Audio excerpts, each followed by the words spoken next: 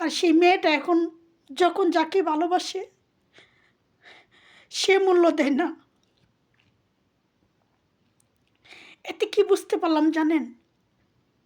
ঠগাইলে ঠগিতে হয়, কাঁদাইলে কাঁদিতে হয়। আসসালামু আলাইকুম।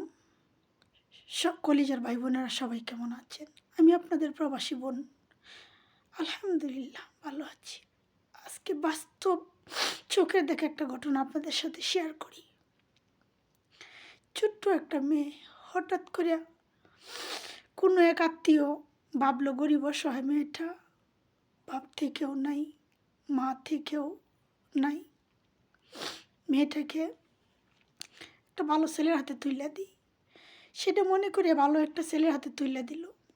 ছেলেটা ছিল এরকম অভিমানী, মা বাবার সাথে অভিমান করে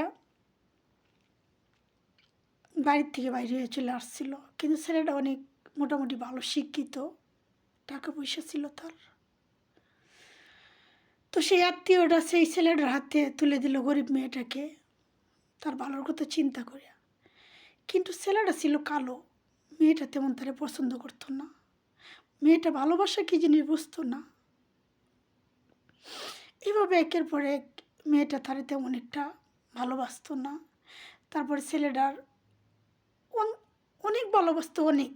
সে কাজ কাম রাইখা সেই মেয়েটাকে নিয়ে পড়ে থাকতো সারাক্ষণ। একটু জ্বর হইলে মাথার কাছে বসে কান্না করতো, সারাক্ষণ পানি ঢালতো, অনেক অনেক আদর করতো, অনেক অন্ধের মতো ভালোবাসতো মেয়েটাকে। কিন্তু মেয়েটা ভালোবাসে কি বুঝতো না। অনেক ইতিহাস হয়ে গেল, মেয়েটা ওই ছেলেটার ভালোবাসা বুঝতেই পারে নাই, স্বামী কী জিনিস সেটাও বুঝতে পারেনি। কারণ মেয়েটার বয়স একদম অল্প, মাথার উপরে কোনো গার্জিয়ান ছিল না, কেউ শাসন করার মতো ছিল না। তার ভালোবাসাটা মেয়েটা কখনোই বুঝতে পারে নাই। একসময় অবহেলায় বান্ধবীদের সাথে চইলা কী বা যেভাবেই হোক মেয়েটা তাকে ছেড়ে চলে গেল।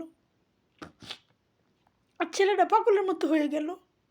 পাগলের মতো ঘুরতে ঘুরতে অস্ত্র এলাকার মানুষে, মেয়ের এলাকার মানুষও দেখছে ছেলেরা কীভাবে পাগলের মতো কান্না করছে একটা মেয়ের জন্য।